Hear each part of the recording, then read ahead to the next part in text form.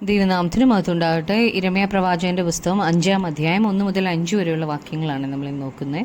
ഇരമ്യാ എന്ന ചെറുപ്പക്കാരനായ പ്രവാചകൻ യെരുശലേമിനും യഹൂദയ്ക്കും വിരോധമായി ന്യായവിധിയെക്കുറിച്ച് പ്രവചിക്കുകയാണ്. 1 മുതൽ 4 വരെയുള്ള അധ്യായങ്ങളിൽ നമ്മൾ വായിക്കുമ്പോൾ ദൈവിക ന്യായവിധിയെക്കുറിച്ചാണ് പറയുന്നത്. ജനത്തിന് അല്പമായ മാനസാന്തരം നമുക്ക് അധ്യായങ്ങളിൽ കാണാൻ കഴിഞ്ഞിട്ടുണ്ട്. എന്നാൽ അവരുടെ ഹൃദയം കഠിനവും കാതുകൾ മന്ദമായും മാറുകയാണ്.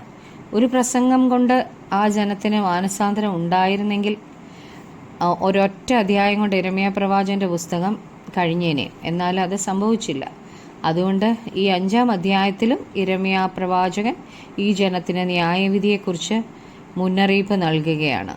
1-ാം വാക്യത്തിൽ, ന്യായം പ്രവർത്തിക്കുകയും വിശ്വസ്തത കാണിക്കുകയും ചെയ്യുന്നവനുണ്ടോ? ഒരുത്തനെ കാണുമോ എന്ന് യെരുശലേമിൻ്റെ വീഥികളിൽ ചുറ്റി നടന്ന് അന്വേഷിക്കുകയും അതിൻ്റെ വിശാല സ്ഥലങ്ങളിൽ തിരഞ്ഞ് അറിയുകയും ചെയ്യുവീൻ. കണ്ടു എങ്കിൽ ഞാൻ അതിനോട് ക്ഷമിക്കും. യിരെമ്യാവിലൂടെ യഹൂദയുടെയും യെരുശലേമിൻ്റെയും അഴിമതിയെ ദൈവം തുറന്നു കാണിക്കുകയാണ്.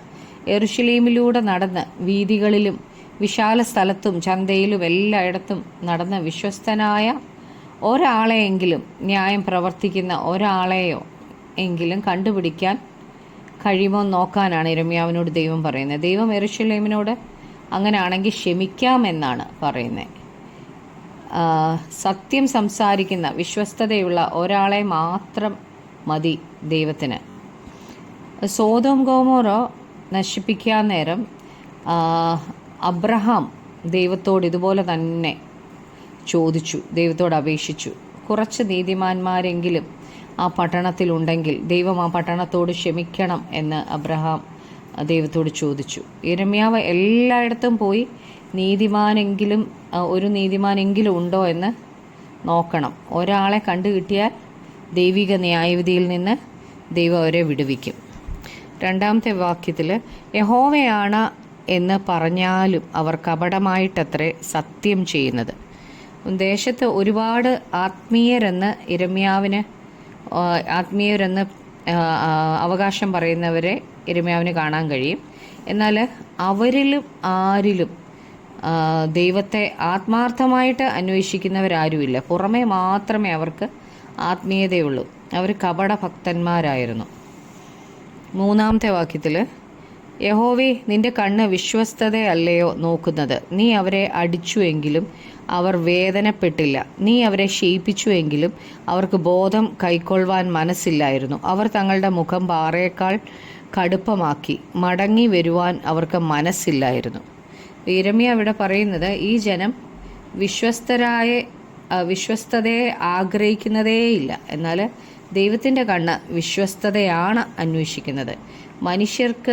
മനുഷ്യർ വിശ്വസ്തതയ്ക്ക് ഒരു പ്രാധാന്യവും നൽകുന്നില്ലെങ്കിലും ദൈവത്തിന് വിശ്വസ്തത ഏറ്റവും പ്രാധാന്യമുള്ളതാണ്. അവർ പാപം ചെയ്തതിനാൽ അവരെ അടിച്ചിട്ടും അവർ ദൈവത്തിന് ചെവി കൊടുക്കാതെ ഹൃദയം കഠിനപ്പെടുത്തുകയാണ്. ദൈവത്തിന് നമ്മെ അനുസരണം പഠിപ്പിക്കാനായിട്ട് വളരെ ആഗ്രഹമുണ്ട്. നമ്മുടെ വഴികൾ നേരെയാക്കാൻ ദൈവം ആഗ്രഹിക്കുന്നു. നമ്മളെ ഡിസിപ്ലിൻ ചെയ്യാൻ കർത്താവ് ആഗ്രഹിക്കുന്നുണ്ട്. എന്നാൽ നാം ദൈവത്തെ ശ്രദ്ധിക്കുന്നില്ലെങ്കിൽ നാം നഷ്ടപ്പെട്ടു പോകും.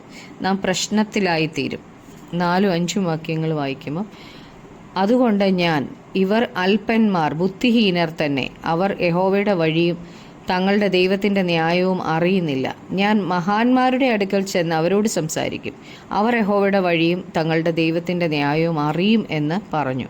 എന്നാൽ അവരും ഒരുപോലെ നുകം തകർത്ത് കയറ് പൊട്ടിച്ച് കളഞ്ഞിരിക്കുന്നു. യിരെമ്യാവ് യെരുശലേമിലെ വീഥികളിലും വിശാല സ്ഥലങ്ങളിലും ഒക്കെ ചുറ്റി നടന്നിട്ട് വിശ്വസ്തരായ ഒരാളെ പോലും കണ്ടില്ല. അല്പന്മാരുടെ ഇടയിലും വിദ്യാഭ്യാസമില്ലാത്തവരുടെ ഇടയിലും യഹോവയുടെ വഴിയിൽ നടക്കുന്നവരുണ്ടോ എന്ന് നോക്കി. എന്നാൽ യിരെമ്യാവ് ആരെയും കണ്ടില്ല. അതിനുശേഷം വിദ്യാഭ്യാസം ഉള്ളവരുടെ ഇടയിലും മഹാന്മാരുടെ ഇടയിലും അന്വേഷിച്ചു. എന്നാൽ അവരും ദൈവിക വഴികളിൽ നടക്കാൻ ആഗ്രഹിക്കുന്നതേയില്ല. നുകത്തിൻ്റെ കീഴിൽ നടക്കുന്ന കാളകൾ, 2 കാളകൾ ഒരുപോലെ അനുസരണത്തിൽ നടക്കണം.